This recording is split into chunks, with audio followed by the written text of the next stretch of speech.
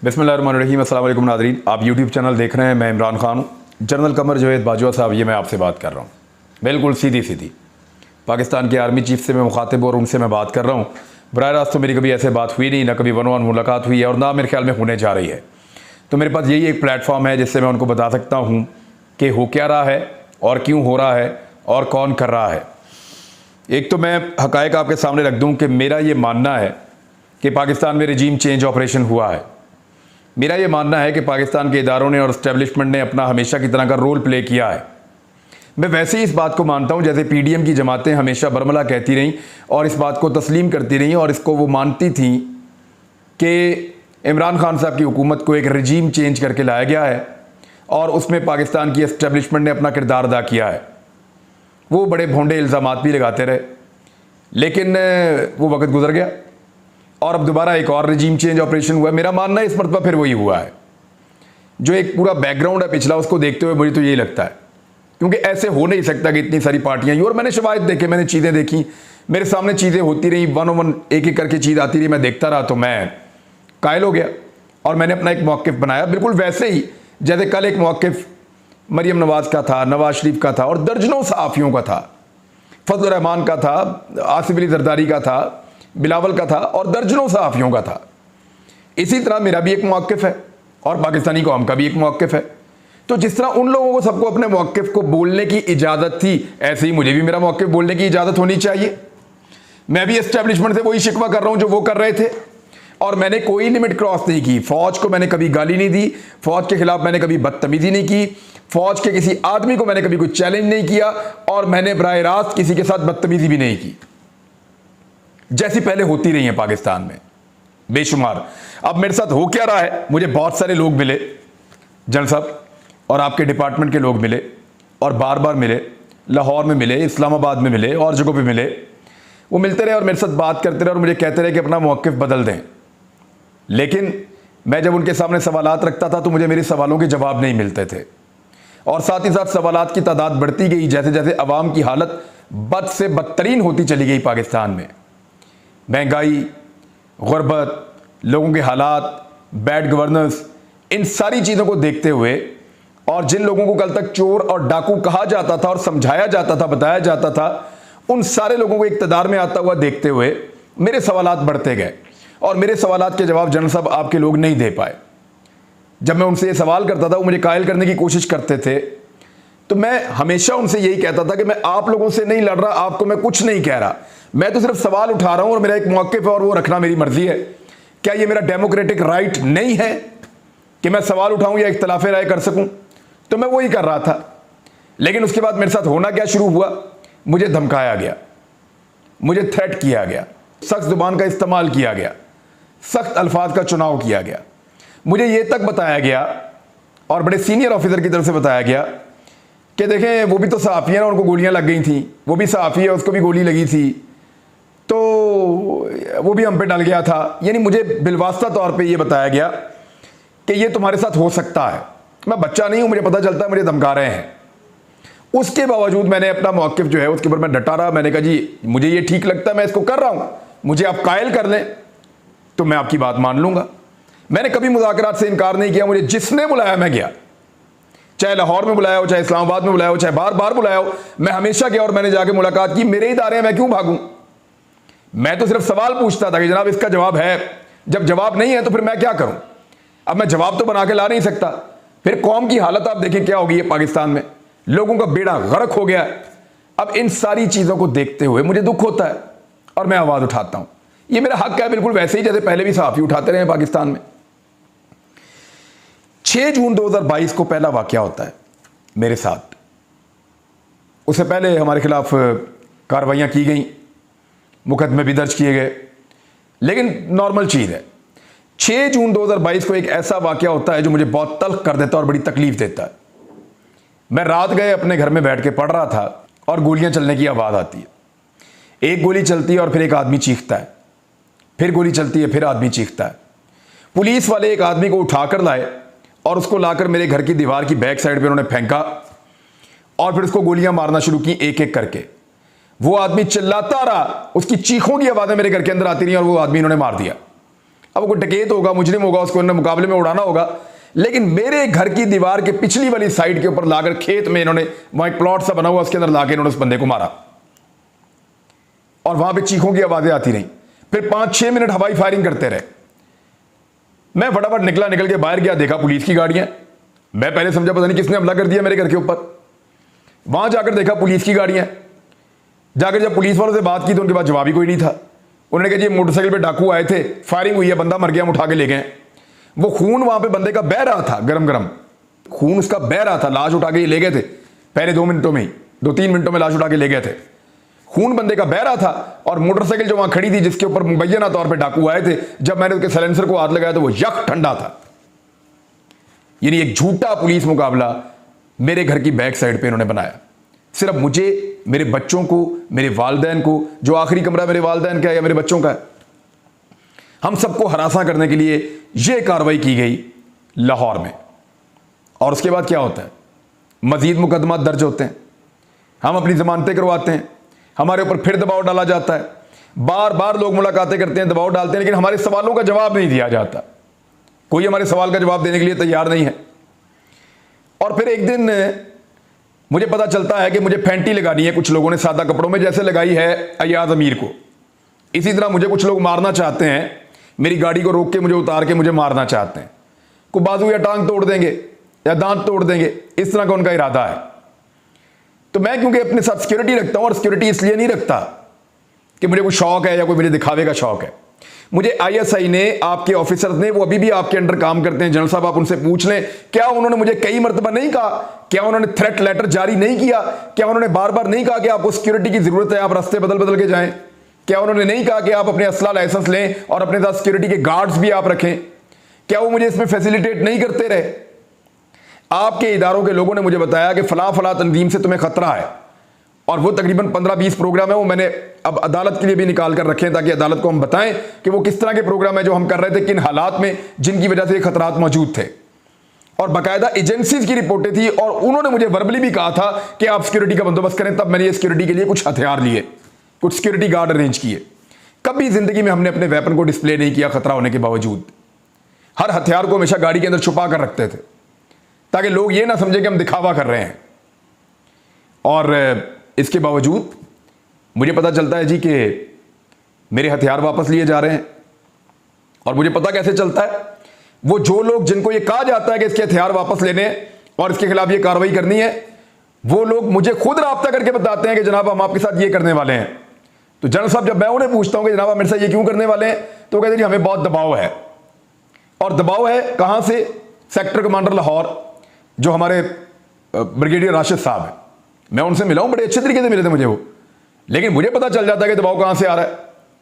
लाहौर के ऑफिस से दबाव आ रहा है आईएसआई के, और कहा जा रहा है कि जनाब इसके हथियार वापस ले लो। और उसके बाद बगैर किसी जवाब के, बगैर किसी लीगल जस्टिफिकेशन के मेरे सारे हथियार वापस ले लिए जाते हैं। मुझे निहत्था कर दिया जाता है ताकि इसको फैंटी लगाई जा सके। पुलिस आती है, मुझे लेटर दिखाती है, मेरे हथियार देती है, चली जाती है। अब मेरे सिक्योरिटी वालों के पास हथियार मौजूद नहीं है।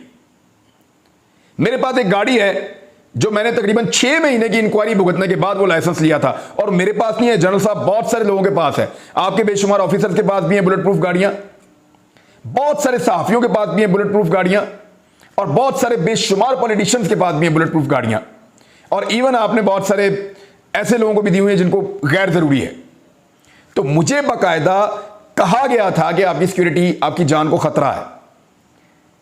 तो हमने एक कुछ सस्ती गाड़ी ढूंढी हुई थी, मैंने अप्लाई कर दिया उसके लिए, परमिट के लिए, लाइसेंस के लिए, कि मुझे लाइसेंस मिलेगा तो फिर मैं गाड़ी ले लूंगा। और तकरीबन 5-6 महीने हर तरह की एजेंसी की इंक्वायरियां भुगतने के बाद बिलाखिर मुझे ये लाइसेंस मिल गया, क्योंकि बहुत सारे और साथियों को भी मिला हुआ था। वो लाइसेंस भी मेरा अचानक मुझे लेटर आता कि वो भी कैंसिल हो गया, अब आप ये गाड़ी भी नहीं चला सकते। मैं उस वक्त ट्रेवल कर रहा था लाहौर से इस्लामाबाद की जानिब, और फिर लगातार मेरे ऊपर एफआईआर का सिलसिला शुरू हो जाता है। 1, 2, 3, 4, 5, 6, 7, 8, 17 एफआईआर जो हैं वो 24 घंटे के अंदर अंदर जनरल साहब मेरे खिलाफ कटवा दी गई पूरे के पूरे पंजाब के अंदर। और ये ज्यादातर एफआईआर का कंटेंट एक ही है, एक ही तरह के लफ्ज लिखे हुए हैं। सुप्रीम कोर्ट का यह ऑर्डर है कि एक बकुए की ज्यादा एफआईआर नहीं हो सकती, एक ही तरह का कंटेंट है, हर शहर के अंदर मेरे ऊपर एफआईआर कटवाई जा रही हैं और मुझे ये पता चलता है पुलिस से कि हमारे ऊपर बहुत दबाव है, हमें एफआईआर देना पड़ेगी और अगेन वही ऑफिस। तो जल साहब मैं तो आपको मिला भी हूं सहाफियों के साथ आकर, मैंने तो आप में ऐसी कोई चीज नहीं देखी, हम तो सिर्फ सवाल उठा रहे हैं। तो क्या ये हमारा हक नहीं है? उस दौर में भी सहाफी सवाल उठा रहे थे, वो उनका हक था, आज हम उठा रहे हैं, हमारा हक है। लेकिन 17 एफआईआर मेरे ऊपर ये दे दी, 3 पहले 20 एफआईआर मेरे ऊपर हो गई। चले ये भी ठीक है। इसके बाद मुझे एफबीआर के नोटिस आते हैं, मैं उनके दफ्तर में जाता हूं, जाकर उनके सामने बैठता हूं, बैठ के कहता हूं जनाब बताएं क्यों नोटिस आए। वो मुझे कहते हैं जनाब आपको भी पता है कि आपको नोटिस क्यों आए, तो आप जाएं, जाके वहां पे जो दफ्तर जहां पे आपका मामला है ना, वहां पे अपना मामला हल करें, अपना मौक़िफ़ आप ठीक करें, अदरवाइज फिर आपको ये भुगतने पड़ेंगे। वो मेरे साथ सेल्फियां बनाते हैं, तस्वीरें बनाते हैं कि आपका मौक़िफ़ ठीक है, लेकिन आप ये जानते हैं ना खान साहब आपको ये क्यों आए हैं ये नोटिस एफबीआर के। हालांकि मैं जो पैसा मेरे पास आता है, जो पाकिस्तान में मुझे तनख्वाह मिलती है किसी भी चैनल से, वो सारी की सारी टैक्स कट के मिलती है ऑलरेडी। अगर 15 लाख टैक्स कटना है तो वो कट जाएगा, 10 लाख कटना है तो वो कट जाएगा, जितना कटना है वो चैनल से कट के मुझे तनख्वाह मिलती है। जो बाहर से यूट्यूब के पैसे आते हैं वो तो सारी बैरूनी इनकम है, और उसके ऊपर जो टैक्स कटता है वो बैंक के अंदर मैं कटवा देता हूं, एडवांस टैक्स कटवा देता हूं मैं। अब वहां पे मुझे कहा गया नहीं जी नहीं, ये सारे पैसे हमने बंद कर देने आपके ले लेने, और मुझे नोटिस भेजना शुरू कर दिया एफबीआर ने। मेरे साथ बात करते हैं तो शर्मिंदा होते हैं, मुझे कहते हैं जी हमारा कसूर नहीं है, आप भी जानते हैं क्या हो रहा है, और नोटिस भी मुझे भेजते हैं ताकि मैं बार बार उनके दफ्तरों के चक्कर लगाऊं। वहां मैं अलग चक्कर लगा रहा हूं, अदालतों में मैं अलग चक्कर लगा रहा हूं, अपना काम मैं अलग कर रहा हूं, और उसके बाद मेरे हथियार ले लिए, मेरी गाड़ी का लाइसेंस भी कैंसिल कर दिया, और मुझे उसके बाद अयाज अमीर साहब को मारा भी। ये तो बड़ा ऑब्वियस है, क्लियर है कि ये अकेला फिरे, खाली हाथ फिरे, इसको जहां मर्जी पकड़ के फेंटा लगाएं, तो ठीक है ना, मारे, मैं इसके लिए भी तैयार था। लेकिन अब जो हुआ है ना, ये रेड लाइन क्रॉस हो रही है जनरल साहब, ये ज्यादती हो रही है। क्योंकि देखें हमारा इख्तिलाफ राय हो सकता है, हम मीडिया है, आप इस पाकिस्तान की आर्मी है, हमारा इख्तिलाफ राय हो सकता है किसी मामले के ऊपर, हम कभी खबर आपके हक में दे सकते हैं, कभी आपके खिलाफ भी दे सकते हैं, ये तो चलता रहेगा। लेकिन फैमिलीज को बीच में नहीं लाना चाहिए, बच्चों को बीच में नहीं लाना चाहिए, खवातीन को बीच में नहीं लाना चाहिए। जनरल साहब मैं फिर आपको अर्ज कर रहा हूं जनरल साहब इंतहाई एहतराम के साथ कि हमारा इख्तिलाफ राय हो सकता है, आप मुझे कायल कर सकते हैं, मैं आपको कायल कर सकता हूं, लेकिन बच्चों को और खवातीन को बीच में नहीं लाना चाहिए, उन्हें हरासा नहीं करना चाहिए। मेरे साथ यह हो रहा है। दूसरी बात, जो मेरे वालिद साहब हैं वो सन 2020 में रिटायर हुए थे 60 साल के होके। रिटायरमेंट के बाद, और मैं आपको अपनी इनकम का भी बता देता हूं, आज मजबूर होकर बता रहा हूं, वरना कभी नहीं बताना चाहता था। मैंने सिर्फ इस साल के अंदर अभी तक, जब मैं आपके सामने बैठा हूं 6 महीने में, मैंने को 10-12 करोड़ रुपए मैंने अभी कमाया। हालांकि मेरे चैनल में मुझे नौकरी भी नहीं है, लगभग 12 करोड़ के करीब मैंने अभी कमाया है, और ये सोशल मीडिया से इनकम आ रही है। मुझे तो पता भी नहीं था ये क्या चीज होती है। यहां से अल्लाह ताला ने मेरा रिज़्क़ का दरवाजा खोल दिया, हमने उसका एक हिस्सा रख दिया कि ये हम लोगों को दे देंगे, वो हम दे देते हैं। दूसरा हमने रख दिया कि हम इससे कुछ कारोबार कर देंगे, कोई काम कर देंगे पाकिस्तान में। हम तो ये सोच रहे थे, और ये पैसा पाकिस्तान बाहर से आ रहा है और यहीं पे इस मुल्क के अंदर खर्च हो रहा है।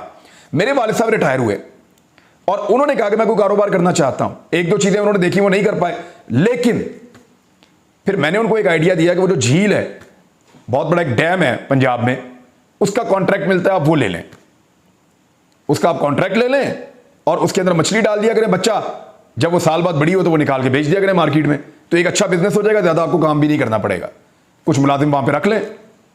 उनको आइडिया पसंद आया और उन्होंने जाके वहां पे बोली के अंदर हिस्सा लिया। जितने वहां पे लोग मौजूद थे, सैकड़ों की तादाद में, सारे गवाह हैं।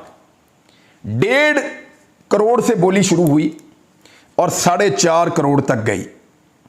1.5 करोड़ से 4.5 करोड़ तक बोली गई और 2 पार्टियां बच गई बाकी। तो मेरे वाले साहब ने उस पार्टी के साथ मिलकर आधे आधे पैसे डालकर 50-50% पे ये डैम ले लिया। यानी 2.25 करोड़ रुपया मेरे वालिद साहब ने दिया, 2.25 करोड़ रुपया मियां वाली की जो पार्टी है उन्होंने दिया, और दोनों ने मिलकर इस डैम को ले लिया। क्योंकि इससे ऊपर अगर जाते 5-6 करोड़ पे जाते तो मुनाफा ही खत्म हो जाता। ज्यादा से ज्यादा 5.5-6 करोड़ की मछली उसमें से 3 साल में निकल सकती है, इससे ज्यादा निकल ही नहीं सकती। तो वो वहां पे 4.5 करोड़ में इन दोनों ने मिलकर वो ठेका लिया। आज मेरे घर के अंदर एक TCS आता है एंटी करप्शन के दफ्तर से, और एंटी करप्शन में मेरे बहुत सारे दोस्त हैं।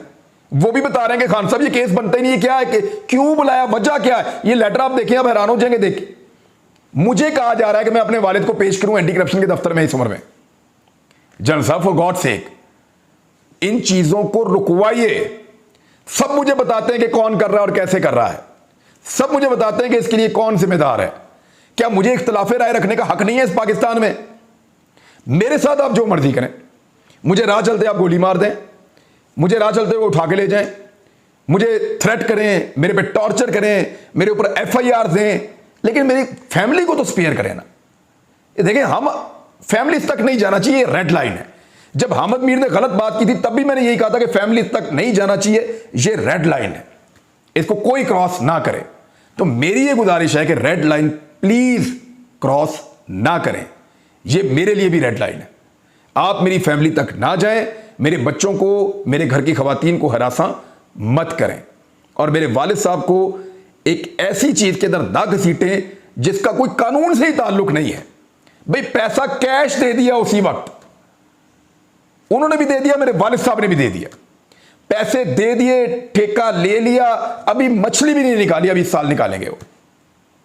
तो इसके ऊपर किस चीज का बदला ले रहे हैं हमसे, मुझे समझ नहीं आ रही हमें। ये डिपार्टमेंट सारे क्यों मेरे पीछे पड़ गए हैं? वाइल्ड लाइफ वाले मुझे कॉल करते हैं, वो जी पूछ रहे हैं आपके बारे में कि आपके खिलाफ क्या किया जा सकता है, चीजें निकालें। वो शराफत बेचारा, वो मेरे भाई की वजह से मुझे मिलने आता था। PP 168 के अंदर मलक असद खोखर को उससे बहुत प्रॉब्लम है, वो वहां पे बहुत सारे वोट निकाल सकता है। उसको गिरफ्तार कर लिया डकैती के मुकदमे में, वो करोड़ोंपति हैं वो लोग, 45,000 की डकैती में उसको गिरफ्तार कर लिया।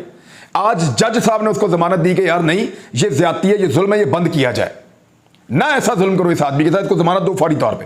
वो बेचारा जेल से बाहर निकला, CIA फिर पकड़ के उसको जाके फिर बंद कर दी। ये तो इंसाफ चल रहा है इस मुल्क में। यानी क्या करेंगे आप जुबान बंद करने के लिए? मैं फिर सारा कुछ बंद करके चुप करके बैठ जाऊं? सहाफत भी है, वो किसी से आप करवा लें अपनी मर्जी की। इख्तिलाफे राय को बर्दाश्त कीजिए, इख्तिलाफे राय को बर्दाश्त कीजिए। मेरे सवालों का जवाब है तो किसी को भेजिए, वो मुझे मेरे सवालों का जवाब दे के मुझे कायल कर ले, अदरवाइज सवाल तो मैं उठाता रहूंगा। और जनरल साहब इससे फर्क नहीं पड़ेगा, ये जितना कुछ भी मेरे खिलाफ किया जा रहा है, जो लोग भी कर रहे हैं, मुझे बिल्कुल उम्मीद नहीं है कि आप इन लोगों को स्पेयर करेंगे। मुझे पता है कि आप मना करेंगे, मुझे पता है कि आपको इनको कहना चाहिए कि यार ये ज्यादती मत करो, फैमिली तक ना जाओ और ये झूठे मुकदमे मत कराओ। लेकिन फिर भी अगर ये करेंगे तो मैं तो चुप नहीं करूंगा, मैं अपनी बात करता रहूंगा, क्योंकि मुझे आप लोगों ने कायल किया था कि ये सारे बेईमान हैं, चोर हैं, डाकू हैं। मैं इनको मुल्क पे मुसल्लत नहीं होने दूंगा। अब तक के लिए इतना ही, अपना ख्याल रखिएगा। अल्लाह हाफ़िज़।